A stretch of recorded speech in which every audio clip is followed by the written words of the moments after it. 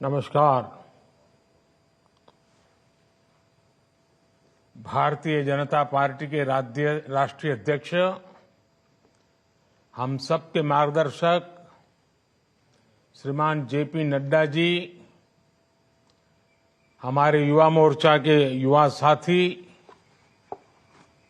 अन्य पदाधिकारीगण और इस कार्यक्रम से जुड़े देश भर के मेरे नौजवान साथी, शायद मेरे जीवन में इतना बड़ा युवाओं के साथ संवाद करने का ये पहला अवसर है और शायद दुनिया के किसी राजनेता के लिए भी ये पहला अवसर होगा। और मुझे अच्छा लगा इन नव मतदाता को नमन करने का कार्यक्रम है। नमो नव मतदाता। तो मैं सबसे पहले सभी नव मतदाताओं को भारत का भाग्य निर्माण करने के लिए नमन करता हूं, निमंत्रित करता हूं। मैं देख पा रहा हूं कि बड़ी संख्या में बेटियां आज इस कार्यक्रम से जुड़ी हुई हैं। आज राष्ट्रीय मतदाता दिवस है। इस महत्वपूर्ण दिन देश के सबसे युवा मतदाताओं के बीच आना अपने आप में ऊर्जा से भर देने वाला है। मैं आप सभी को राष्ट्रीय मतदाता दिवस की बहुत बहुत बधाई देता हूं। साथियों, 18 से 25 वर्ष की आयु ऐसी होती है जब किसी का भी जीवन बहुत से बदलावों का साक्षी बनता है। इन्हीं बदलावों के बीच आप सभी को एक और जिम्मेदारी साथ साथ निभानी है। ये जिम्मेदारी दुनिया की सबसे बड़ी डेमोक्रेसी में भागीदारी की है। मैं जानता हूं कि आपकी एज में किसी भी नई शुरुआत के लिए सबसे ज्यादा एक्साइटमेंट होता है, लेकिन आपकी ये शुरुआत बहुत ही अलग है। वोटर लिस्ट में नाम रजिस्टर होते ही अब आप देश के डेमोक्रेटिक प्रोसेस का सबसे महत्वपूर्ण हिस्सा बन गए हैं। मेरे युवा साथियों, आप सभी के लिए ये टाइम पीरियड, ये काल चक्र दो वजहों से बहुत अहम है। एक, आप सभी ऐसे समय में वोटर बने हैं जब भारत का अमृतकाल शुरू हुआ है, और दूसरा, कल 26 जनवरी को देश अपना 75वां गणतंत्र दिवस मनाएगा। अगले 25 साल आपके लिए भी और भारत के लिए भी, दोनों के लिए बहुत ही महत्वपूर्ण है। आपको अगले 25 साल अपना और भारत दोनों का भविष्य तय करना है।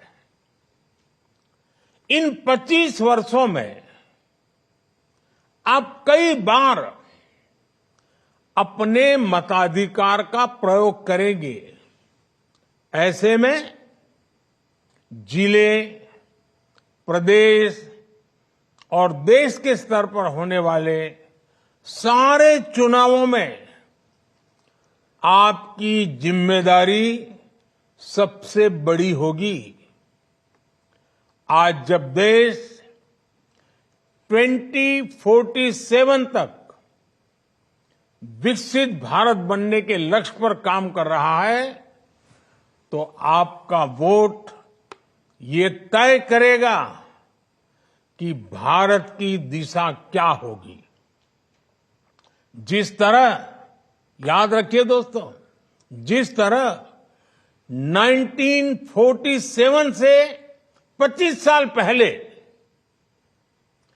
भारत के नौजवानों पर देश को स्वतंत्र कराने का दारोमदार था, उसी तरह 2047 के पहले के इन 25 सालों में आप पर विकसित भारत के निर्माण की जिम्मेदारी है। हमारे बीच जब भी स्वतंत्रता सेनानियों का नाम आता है, तो उनमें से अनेकों लोग ऐसे होते हैं जिनकी उम्र 18 से 25 साल के बीच ही थी। उनके नाम आज भी इतिहास के पन्नों में स्वर्ण अक्षरों में लिखे जाते हैं। आपके सामने भी एक ऐसा ही मौका है। विकसित भारत के अमृतकाल की गाथा में आपका नाम स्वर्णाक्षरों में कैसे लिखा जाए, ये आपको तय करना है। अगले कुछ सालों में हम space, defence, manufacturing, technology, innovation और ऐसे कई सेक्टर्स में कहां पहुंचेंगे, ये सब आप पर निर्भर होगा। हमारी गति, हमारी दिशा, हमारी अप्रोच कैसी होगी, ये सब आप तय करेंगे। और इसका एक बड़ा माध्यम मतदान ही होगा। भविष्य के भारत में आपके लिए संभावनाएं कैसी होगी, इसकी जिम्मेदारी उन लोगों पर होगी जो इस कालखंड में देश की व्यवस्था संभालेंगे। ऐसे में उन लोगों का सही चुनाव हो, ये जिम्मेदारी आप नौजवान मतदाताओं पर है। आपके लिए जरूरी है कि अगले भारत का भाग्य उज्जवल बनाने के लिए वोट दें। इसलिए याद रखिएगा, आपका एक वोट और देश के विकास की दिशा दोनों आपस में जुड़े हुए हैं। आपका एक वोट भारत को दुनिया की तीसरी सबसे बड़ी अर्थव्यवस्था बनाएगा। आपका एक वोट भारत में एक स्थिर और बड़े बहुमत वाली सरकार लाएगा। आपका एक वोट भारत में तेज रिफॉर्म्स को, उसकी गति को और तेज गति देगा। आपका एक वोट भारत में डिजिटल क्रांति को और ऊर्जा देगा। आपका एक वोट पहली भारतीय को अपने दम पर अंतरिक्ष में पहुंचाएगा। आपका एक वोट अंतरिक्ष में भारत का पहला स्पेस स्टेशन स्थापित करवाएगा।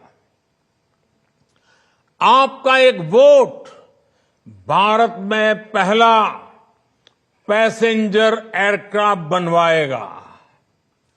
आपका एक वोट दुनिया में भारत की साख और बढ़ाएगा। इसलिए आपके एक वोट में बहुत बड़ी ताकत है। साथियों, जब देश में पूर्ण बहुमत वाली सरकार होती है,